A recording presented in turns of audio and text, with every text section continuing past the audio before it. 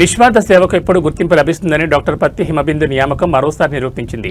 తన వైద్య వృత్తిని కేవలం సంపాదన మార్గంగా కాకుండా ప్రజాసేవకు ఒక సాధనగా మలుచుకున్న డాక్టర్ హిమబిందును తెలుగుదేశం పార్టీ అధిష్టానం సముచిత రీతిలో గౌరవించింది. ఆమె అంకిత భావాన్ని గుర్తించిన ముఖ్యమంత్రి చంద్రబాబు నాయుడు, పార్టీ జాతీయ ప్రధాన కార్యదర్శి లోకేష్ ఆమెను టీడీపీ రాష్ట్ర కార్యనిర్వాహక కార్యదర్శిగా నియమిస్తూ ఉత్తర్వులు జారీ చేశారు. స్థానిక ఎమ్మెల్యే గుమ్మనూరు జయరాం సహకారంతో ఈ నియామకం జరగడం విశేషం. యావత్ ప్రపంచం కరోనా మహమ్మారితో వణికిపోతున్న సమయంలో తన ప్రాణాలు సైతం లెక్క చేయకుండా క్షేత్రస్థాయిలో ప్రజలకు వైద్య సేవలు అందించిన ఘనత డాక్టర్ హిమబిందుది. బాధితులకు అండగా నిలవడమే కాకుండా వారిలో ధైర్యాన్ని నింపుతూ ఆమె చేసిన కృషి గుంతకల్ నియోజకవర్గ ప్రజల హృదయాల్లో చెరగని ముద్ర వేశారు. వైద్య సేవలతోనే ఆగకుండా మానవతా దృక్పథంతో ఆమె చేపట్టిన సేవా కార్యక్రమాలు అందరినీ ఆశ్చర్యపరిచాయి. గత ప్రభుత్వ హయాంలో అన్నా క్యాంటీన్లు మూతబడి పేదలు, కార్మికులు భోజనం కోసం ఇబ్బందులు పడుతున్న తరుణంలోనూ ఆమె స్పందించారు. కేవలం 10 రూపాయలకే తృప్తిగా భోజనం అందించే కార్యక్రమాన్ని ప్రారంభించి నిరుపేదల పాలట ఆపద్బాంధవులుగా నిలిచారు. రాజకీయం అంటే కేవలం పదవి కాదని అదొక బాధ్యతని ఆమె చేతల్లో చూపించారు. కేవలం వైద్యం, భోజనం మాత్రమే కాకుండా నిరుపేద కుటుంబాల్లో ఎవరికైనా అత్యవసర పరిస్థితులు ఎదురైనప్పుడు ప్రాణ పరిస్థితిలో ఉన్నవారికి తన వంతుగా తక్షణ ఆర్థిక సహాయం అందిస్తూ పెద్ద మనసు చాటుకుంటున్నారు. పదవుల కోసం పాకులాడకుండా జిల్లా డాక్టర్ సెల్ అధ్యక్షురాలుగా ఉంటూనే క్షేత్రస్థాయిలో పార్టీకి మరియు ప్రజలకు మధ్య వారధిలా పనిచేస్తున్నారు. ప్రస్తుతం జిల్లా డాక్టర్ సెల్ అధ్యక్షురాలుగా బాధ్యతలు నిర్వహిస్తున్న ఆమె పార్టీ కార్యకర్తలను, అభిమానులు సమన్వయం చేయడంలో కీలక పాత్ర పోషిస్తున్నారు. ఎలాంటి ఆశలు లేకుండా నిరంతరం ప్రజల్లో ఉంటూ పార్టీ కార్యక్రమాలను విజయవంతం చేస్తున్న ఆమె నాయకత్వ లక్షణాలను పార్టీ అధిష్టానం ప్రత్యేకంగా గమనించింది. టీడీపీ రాష్ట్ర కార్యనిర్వాహక కార్యదర్శిగా హిమబిందు నియామకం పట్ల గుంతకల్ నియోజకవర్గ వ్యాప్తంగా పండగ వాతావరణం నెలకొంది. నిరంతరం ప్రజాసేవలో ఉండే వ్యక్తికి రాష్ట్ర స్థాయి పదవి దక్కడం పట్ల టీడీపీ నాయకులు, కార్యకర్తలు మరియు స్థానిక ప్రజలు హర్షం వ్యక్తం చేస్తున్నారు. భవిష్యత్తులో ఆమె తన నాయకత్వంతో గుంతకల్ నియోజకవర్గంలో పార్టీని మరింత పటిష్టం చేస్తారని, నాయకులకు, కార్యకర్తలకు అండగా నిలుస్తారని పార్టీ వర్గాల ఆశాభావం వ్యక్తం చేస్తున్నాయి.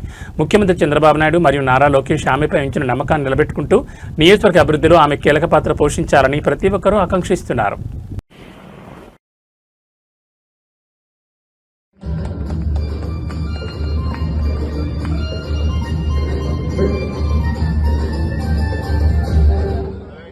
పిల్లగారి ఈ కార్యక్రమం ఇచ్చినటువంటి తెలుగుదేశం కార్యక్రమం మీరు 9 గంటలకు ముగించేయండి. మీరు చర్చిలో 9 గంటలకు ముగించేయండి. ముగించుకొని సత్కారం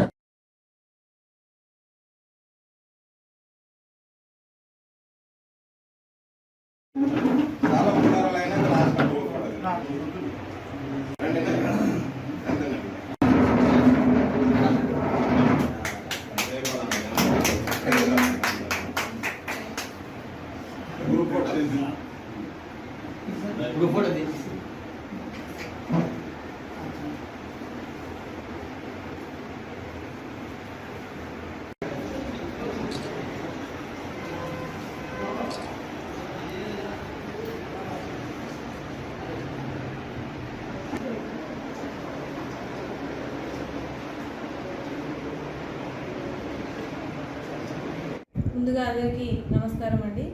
నేను డాక్టర్ పత్తి హిమబిందు. రాష్ట్ర ప్రభుత్వము నాకు ఇప్పుడు రాష్ట్ర కార్యనిర్వాహక కార్యదర్శిగా అవకాశం ఇచ్చారు. దానికి నాకు ఎంతో సంతోషంగా ఉంది. మన జాతీయ అధ్యక్షులు చంద్రబాబు నాయుడు గారు, జాతీయ వర్కింగ్ ప్రెసిడెంట్ నారా లోకేష్ గారు, మన రాష్ట్ర అధ్యక్షులు పల్లా శ్రీనివాసరావు గారు, మన ఎంపీ అంబికా లక్ష్మీనారాయణ గారు, మన ఎమ్మెల్యే గుమ్మనూరు జయరామన్న గారు, మా సోదరుడు ఆర్యవైశ్య కార్పొరేషన్ చైర్మన్ అయిన డూండి రాకేష్ గారు నన్ను ఎంచుకున్నందుకు ఈ పదవికి నా సాయశక్తులా కృషి చేసి ఖచ్చితంగా మంచి ఈరోజు నాకు కార్యనిర్వాహక కార్యదర్శిగా ఇచ్చినందుకు నాకు ఎంతో సంతోషంగా ఉంది. తెలుగుదేశం పార్టీ అంటేనే క్రమశిక్షణతో కూడినది. తెలుగుదేశం పార్టీలో కష్టపడిన వారికి ఖచ్చితంగా గుర్తింపు ఉంటుంది అనే దానికి ఒక నిదర్శనం నేనే అని ఖచ్చితంగా చెప్పవచ్చు. ఎంతోమందికి ఈసారి ప్రభుత్వంలో, కూటమి ప్రభుత్వంలో అందరికీ న్యాయం చేశారు.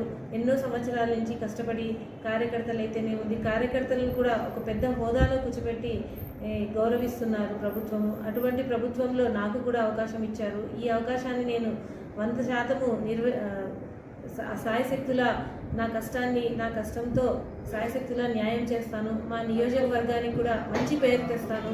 చంద్రబాబు నాయుడు గారి దృష్టిలో, లోకేష్ బాబు గారి దృష్టిలో, ప్రజల దృష్టిలో చిరస్థాయిగా నా పేరు ఉండాలని నా చిరకాల కోరిక.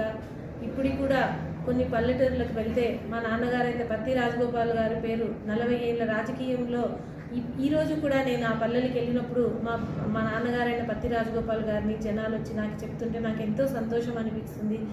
ఏంటి ఏముందిలే అనుకునేదాన్ని ఒకప్పుడు. కానీ అది చూసినాక నాకు కూడా ఆయనలాగా బాగా పనిచేసి ఎప్పటికీ ప్రజలలో ఉండిపోవాలా అనేది నా యొక్క కోరిక. ఈ కోరికకి కూడా ప్రభుత్వం నాకు అవకాశం ఇచ్చింది. ఈ యొక్క పదవితో నేను ఖచ్చితంగా నా బాధ్యతలు నిర్వర్తిస్తాను.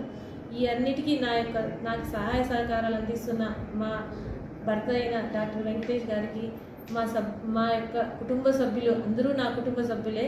కానీ ఇంకా నాకు దగ్గరగా ఉన్న మా సభ్యులైన మా మేనమామ లోకేంద్రనాథ్ గారు అయితే ఉంది, దబ్బర నారాయణ, కదిరప్ప, కసాపురం రా గారు, ఆనంద్ రెడ్డి గారు, వీళ్ళందరూ కూడా నాతో తోడు నీడుగా ఉంటూ నన్ను అన్ని వేళలా అన్ని విధాలా నాకు సహాయ సహకారాలు అందిస్తున్నారు.